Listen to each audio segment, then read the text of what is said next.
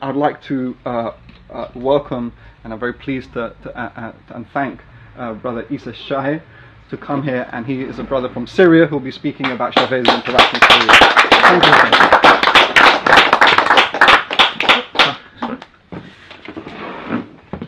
Well, thank you very much for having me on this memorable day for me as Syrian, when all of this conflict and heartbreaking things happening in the Middle East, in Gaza, in Syria, in Iraq, but it's a time for us also to remember a great leader, a great comandante who really led not just people in Latin America, led people across the world.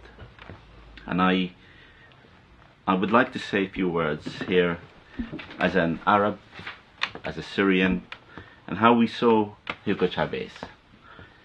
To most national Arabs, Chavez was a falcon whose revolutionary ideas translated not just in Latin America and across the Andes, but across nations and oceans, and connected with all of the anti-imperialist people across the world, and especially in the Middle East, because there was a struggle there, and they shared his views. But they also saw inspiration. They saw leadership, which unfortunately we lacked in the Middle East. This man is the man who was strong enough to say no to the imperialist powers, and that resonated in the hearts of all of the people who were struggling in the Middle East and the Arabic world. He said no to the hegemony of the US, Britain and France. You see, Chavez was seen as one of us in the Middle East, not just as a Latin American leader. He's one of us because we share that struggle. He saw what we are going through, and we saw his sincere support. It wasn't just words that he was preaching and saying, it was actions. We saw that in 2006. Previously we saw that in Iraq in 2000. He stood strong against the Iraqi invasion, but we saw that strongly in the Middle East in the 2006 invasion or attempted invasion by the Israelis on Lebanese soil. He was the first leader to withdraw the Venezuelan ambassador from Israel. There was not even a single Arab leader with that strength, and even local governments in the Middle East, in the Gulf states, did not take that stand that Hugo Chavez took. And for that we thank him. He sent tons of help and support to our friends and brothers in Lebanon to support them.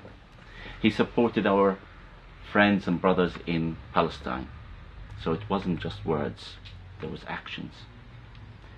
And then when the issue of Libya came, as Sister Hafsa and Suknat said, he was the only leader who was capable of saying no. This is not a just war. This is not a war for freedom. Where we're going with Libya is a total destruction.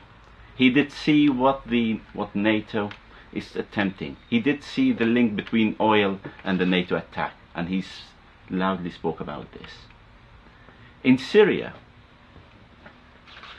well, with regard to Syria, President Chavez said, and I'm quoting his words, Venezuela and Syria are facing the same enemy, which is imperialism and its allies, whether be it in the Middle East or in Latin America. He was pointing out that the US imperialisms are trying to establish another Israel in Latin America. He concluded his speech by saying that my heart will remain in Syria, and declared his love for the greatest land of Syria. Now, the greatest land of Syria is Syria, Palestine, Lebanon, and Iraq. And that is the Syria that we know. It was imperialist powers. It was the Sykes-Picot Agreement that divided those countries into Lebanon, Syria, Iraq, Jordan, and Palestine. And then what they've done, they're trying to destroy that word Palestine from the dictionary. And you wouldn't be surprised what their agendas and their politics is going. It's not just Palestine; it's the whole Middle East. We have a saying in the Middle East: the Zionist policies perpetrate not just in Israel, but it is from the Euphrates to the Nile. So that is where they're going. They're going for the whole region. Hugo Chavez is an inspiration to all of us. As Arabs, we're grateful also for all of the support that he's given us across the years. We're grateful also for the support he's given us as Syrians.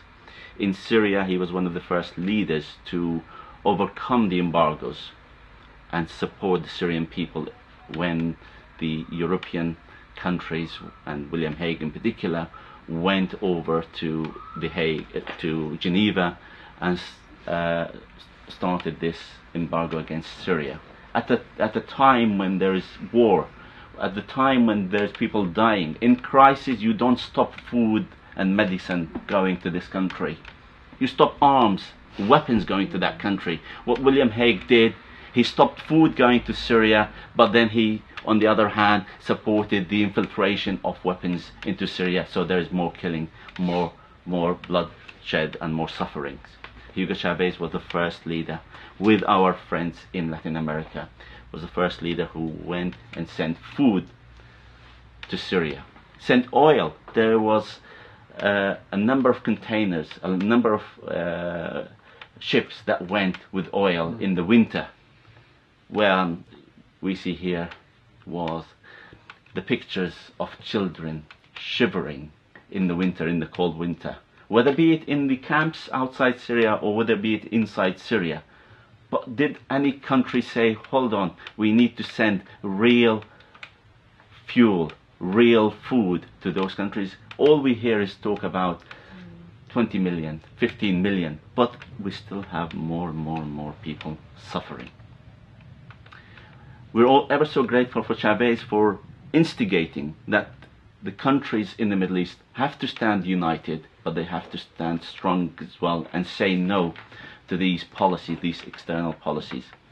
Hugo Chavez said to the Syrian leadership, you have a great resource in the Middle East.